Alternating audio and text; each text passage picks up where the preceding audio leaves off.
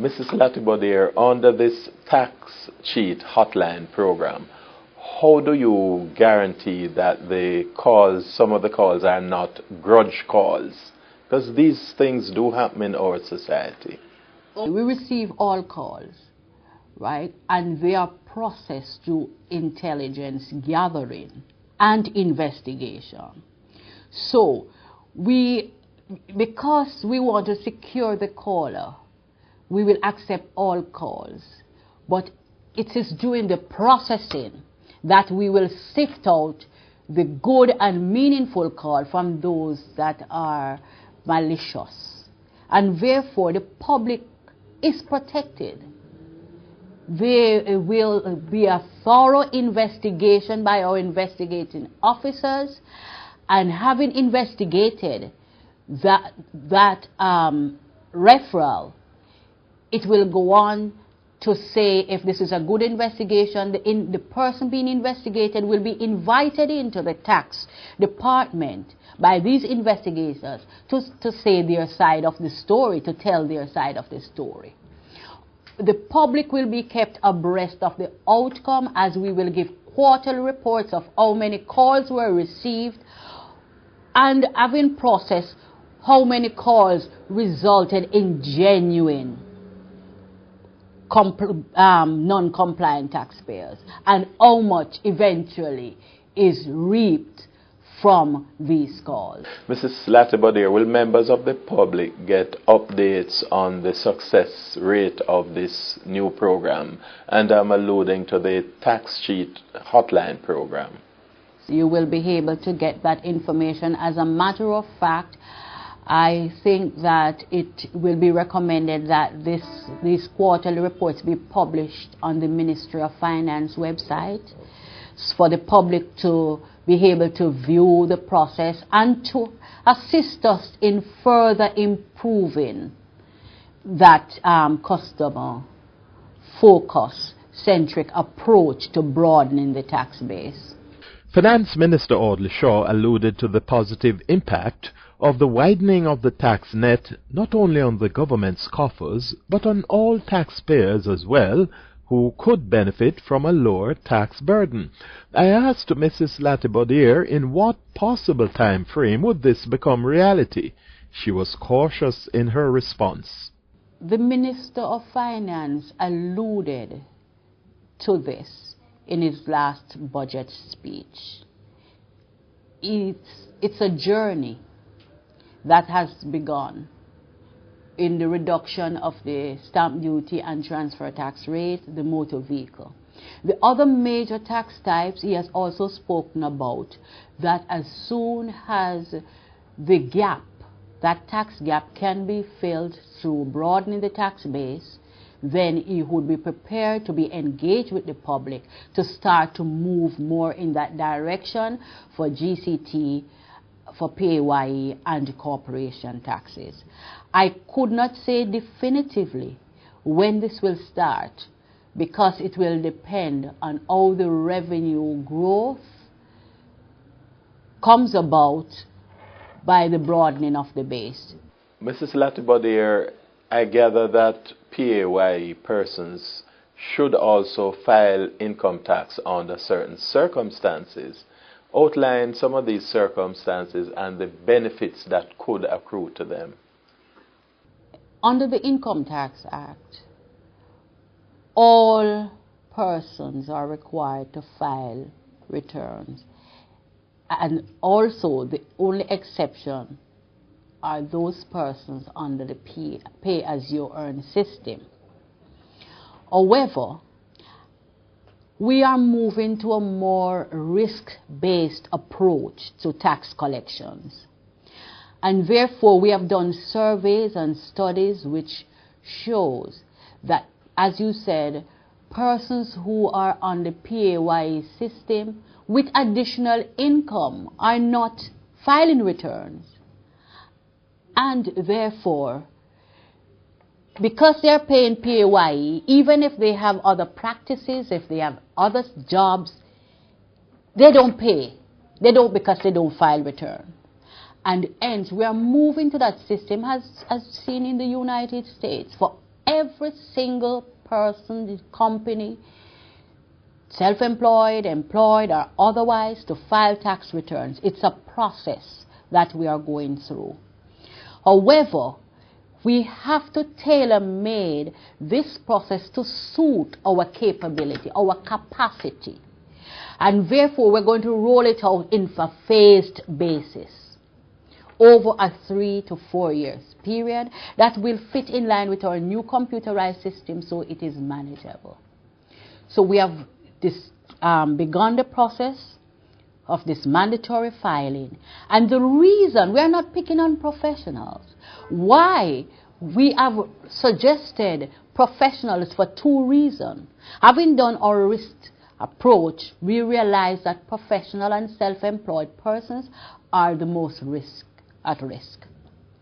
Secondly, because we are going to require filing online, we need to at least be assured that the persons who are going to start in the first phase will be at a certain level to be able to file online. And that is the driving force behind our decision to go to professionals. So we are not targeting professionals, right? Because eventually, every single body, including civil servants, will have to file a tax return. That is where we are moving to. But we don't have the capacity to roll it out at once. So we are going to name, in our national compliance plan, those professionals who are required to file in the first phase. We have done study, and studies have shown that in certain categories, we are the most vulnerable. As a matter of fact, it was last year a lecturer said to me, "You really would like to broaden the tax base?" I can tell you from personal experience, I have never filed a tax returns, and my external income is much more than my PAYE. So you're not serious if you don't move to complete mandatory filing. And that is what is going to make the difference in broadening the tax base. It's all well and good that you have targeted broadening the base and you have brought in so many taxpayers. But until you change your legislation to go to that full filing, it cannot happen. It will not take place. And I have agreed. For many years we have struggled. But we didn't have the capacity, nor the capability, nor did we have the infrastructure. Because coming with this mandatory filing, our taxpayer education will have to be greatly improved. We will have to even set up some filing center if we are going to require that people file fully online for those persons who are not computer literate. We will have to train persons. We will have to bring in some tax preparers because it will be costly and some persons will not be able to afford it. So we will have to come out with some special taxpayer programs and also partner with the universities to develop those tax preparer courses so you can help the little man in the street to file. What are the benefits for filing, as you said? If you were not encouraged to file, you wouldn't have received that refund. How many persons realize that they are due refund from the tax department? When you go to tertiary institution on scholarships, you are due refund. When you lose your job and you are below the tax threshold, you are due refund. Many persons in society do not recognize that the tax department owes them. And by the statute of limitations, when they find out, I'm sorry, it cannot be repaid. So these are some of the benefits that will accrue to you in filing tax returns. So we are moving to that more civilized approach to tax administration. On the new measures to force tax compliance, particularly among certain professional groups, those groups will be named and the individuals required to make their annual returns. The National Compliance Plan will be published by the end of this month. It's not only about the mandatory filing, but we are moving to a new approach. We're also going to publish the sectors that we will be auditing through our audit program this coming year. The public needs to know that we are going to audit the manufacturers, we are going to audit the financial sector, so they prepare themselves for that audit. So when they receive the call, they would be ready. So that's why a national compliance program for the first time will be published. It is almost completed. That is going to tell the public, it's going to educate the public about where we are going in tax administration. We don't want that Gestapo approach and for people to believe that we are there to come and surprise them at all times. We want to work with them, right? And they can even develop protocols with us as to how they are audited, because a lot of companies are averse to auditing. And if you are not ready, you could write the tax department and said, we are naming that categories to be audited. Can you give us some time to bring our businesses up to shape and then audit us next year or whatever? That is where we would like to reach. The school's taxpayer education program, the acronym is STEP, as I'm told. It's now operational in 2 segments of the school population. When will we see it at the primary school level? Because I gather it's now at the university level and the high school level.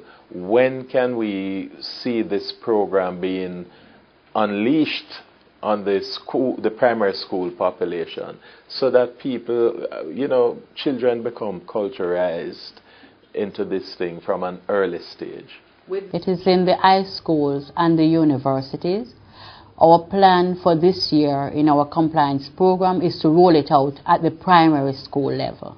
What time? Any time frame in terms of? This fiscal year, okay. Within this fiscal year. Okay. Mrs. Latibodier, what has been the feedback on the amalgamation of the payroll taxes? The public is very responsive, because it was a nuisance to the public to pay at the tax offices, to pay NHG elsewhere, and also to be filing multiple returns. So it has lowered the cost. It can be done from the comfort of your home or your office, in filing your return on that one form, one place, one time.